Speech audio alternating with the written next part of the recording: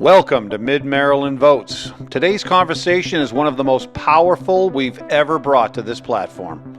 Our guests are Ashley Rutherford, a mother whose child was tragically taken from her, and Detective Greg Alton, the investigator who solved that case. Together they've built Justice's Sake, a non-profit dedicated to turning heartbreak into hope and protecting the next generation. This episode is about loss, justice, and the mission to make sure no family walks this road alone.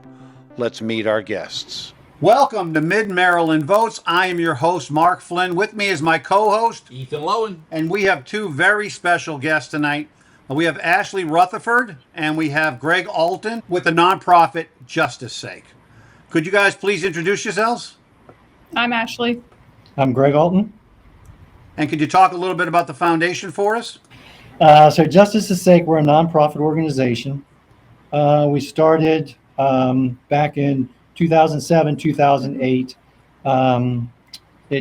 We resulted from a very horrible, tragic incident. Baby Justice was murdered in 2007. I was the detective working the case. Obviously came to know the family very well. Approached them about turning their grief, because when they found out that the maximum penalty for child abuse resulting in death at the time was 30 years, they were outraged, obviously, because that was one of the charges that we had placed, and they wanted to make a change. They wanted to take their grief and turn it into something positive, and that's what they were able to do. Went to Annapolis year after year, fighting to get the laws changed.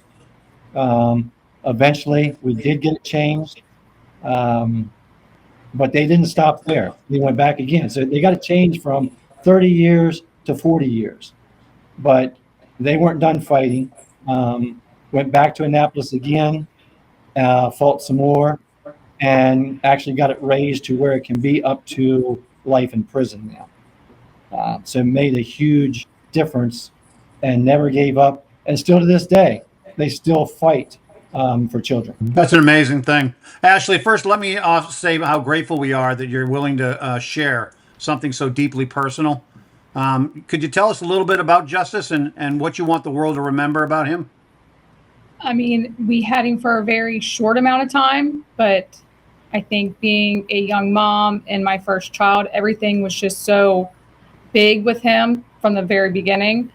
So losing him and the way I lost him made a huge impact on myself and then the rest of my family. He was my first child. He was my parents' first grandchild, the first great-grandchild, and the first great-great-grandchild. Like, there was a lot of us. So it was a big change for everybody, and then a big heartbreak too. That's a devastating loss. There's no doubt about it. You know, many people would retreat inward, but you chose to fight for justice and other children. What gave you that strength to turn that pain into purpose like that? Greg. I mean, it was Greg from the get. I was, and I still very am, much a private recluse, so to say. You won't see me doing this any other time. I don't do this kind of thing at all. But somebody talked me into it. But it was very much Greg who really, I think, seen what me and my family was going through and, told us, your hurt, your anger, and what you're going through, just turn it into something that you can remember him by to let his legacy keep going. That is amazing. And Greg, for you, where did the idea come from? Where did that motivation, I guess, within yourself to take it a step further and turn it into a project? Where did that come from? Well, Ethan, in law enforcement, as a police officer, you're always going to have bad cases. You're going to have many bad cases, but you're going to have that one case that, for one reason or another, really impacts you, really affects you. Like I said, I got to know the family really well. The very first night when they flew Justice down to Johns Hopkins Hospital, the next day, my partner and I went down there, and And I walked into the room and I made a promise to him that I was going to find out who did this, and we were going to bring that person to justice, and we were going to find a way to remember him. And the family, you have to know the family. They are so terrific. They are so strong, and I'm humbled by the things that Ashley says about me, but they are the true heroes. They inspired me so many times during my career. When I'd be feeling down or feeling like I wasn't making a difference, all of a sudden I'd receive like an email or a call from them, just out of the blue, and that's really what motivated me through the rest of my career. Mm-hmm. And for us as civilians, which I certainly am, we look at law enforcement, and there is obviously an understanding that what you go through is very intense and horrific.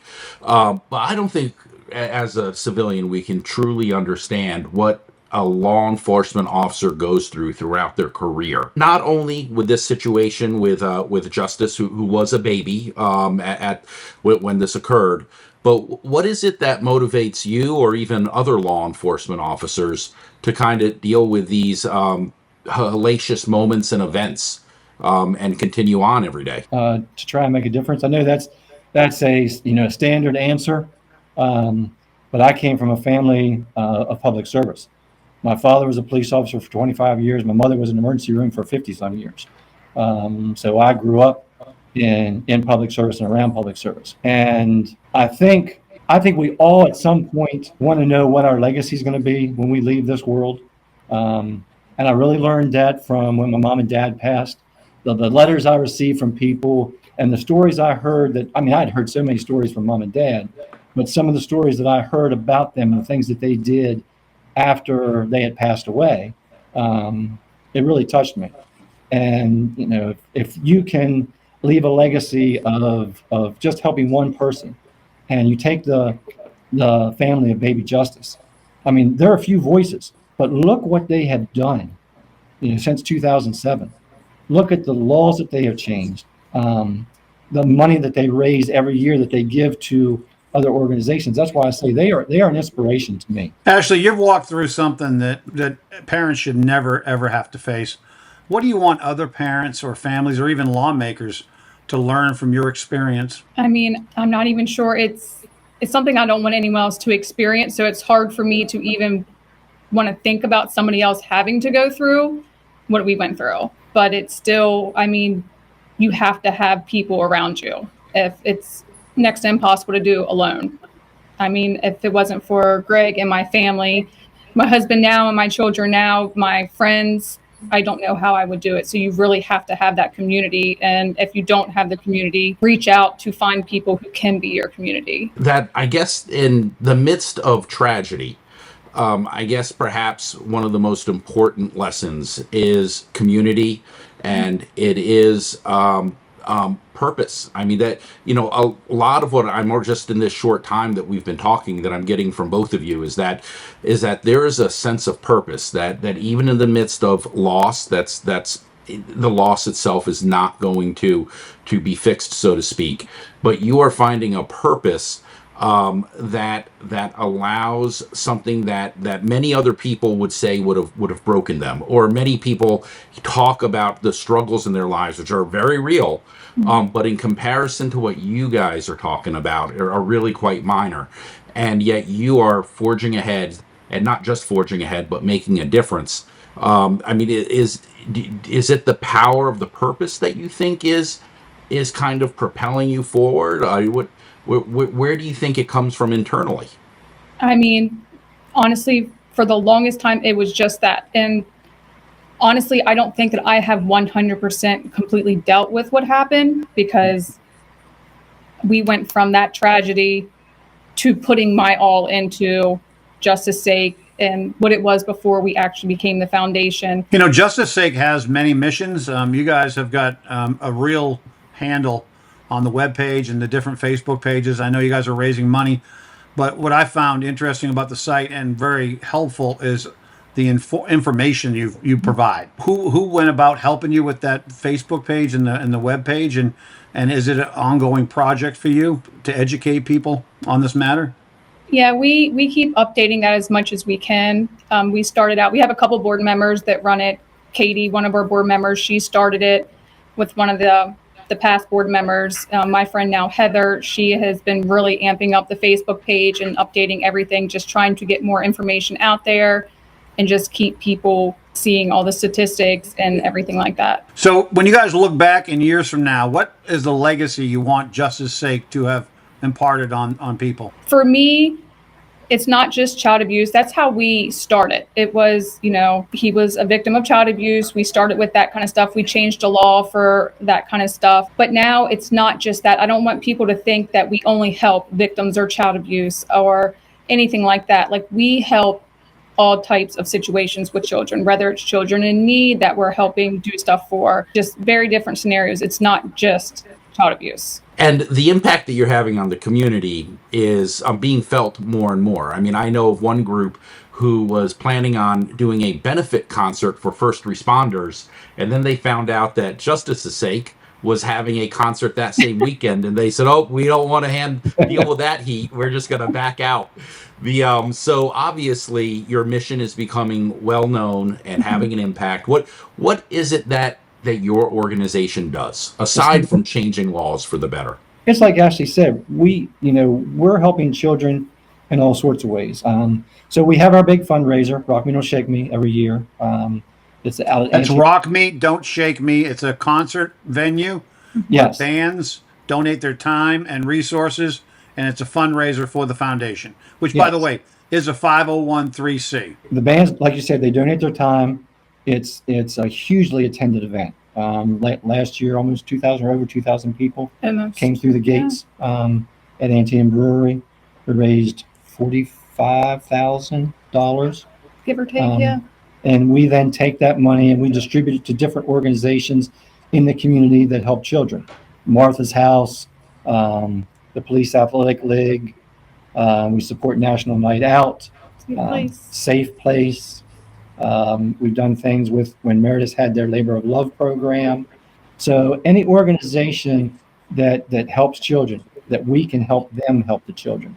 That's where we send our money to. And one area that's gotten a lot of focus, I think, in recent years, more and more, is the issue of domestic violence. Or do you deal with that issue at all? We would deal with it with children. Yeah, involved. so we have helped out CASA before, which I know is for like the moms of the domestic violence and stuff like that. So we have helped them build rooms, therapy rooms for the kids there, toys and stuff like that for the rooms for the kids there. We've helped in that way. You guys have also had a very real effect on the laws here in Maryland. As Greg alluded to earlier, you guys went to Annapolis, you campaigned hard, and you got the maximum sentences, or is it life? I can't remember. Up to life. They can get up to life in certain situations. And in fact, people have been sentenced under those laws since Justice's Sake did this initiative. And these people are definitely off the street, which we all as a community thank you for that. One of the things as well that I'm seeing here is that the fact is that you guys determined something needed to be done, and as a result, and it's taken time, it's taken effort, but as a result, you have made changes both in the government level, the legal level, and now, of course, just in the general community with these events. But the knowledge that I think everyone should take from this in part is that we all can make a difference. We all can have a level of commitment, and I don't think it takes the same level of commitment that the two of you have clearly put in, but the more the better. Was it just the commitment? Kind of what have you seen or gathered over the years that has allowed these changes to occur, that many people are looking at our state and saying this law needs to change, this policy needs to change? What should they take from your experience here? I think we're just regular people, and like I said before, this family has just a few voices, but they were determined, and I don't think that's what people understand. They thought maybe going down to Annapolis, and because it was children, it was going to be easy. It was not easy whatsoever. It was roadblock after roadblock. because you get into the politics and the political world. And, we're going down there just as normal, average people fighting to make laws better for our children. And that's what I said, that this family is so determined and so driven. And I think it just goes to show that a few voices can make such a huge difference. You don't have to be a huge organization to make a difference. You just have to have that determination. So how can our viewers and the people that listen to our podcast, how can they help Justice's Sake? What can they do? Support. Obviously the financial support is great, but even if they just go into our Facebook page and join the Facebook page. We'll post the Facebook page and the web page in a link. But if they go on that and a post that we make, if they share it, if they like it, get it out there to other people. Attend the events. Like I said, the Rock Me Don't Shake Me is a donation. It's an entry by donation event. The bands come, and there's 9 or 10 bands? 9 or 10 bands, but they donate all their time. The sound guy donates their time. Antietam doesn't charge us for the venue. So even just showing up, like Greg said, sharing Facebook, talking about it, just anything you can do helps. Everything helps. And the bringing of the awareness is also the bringing of education as well. But just recently, we had that situation where locally there was that mother who was convicted of letting her child die from malnutrition, and that mother skipped town but was convicted to 100 years.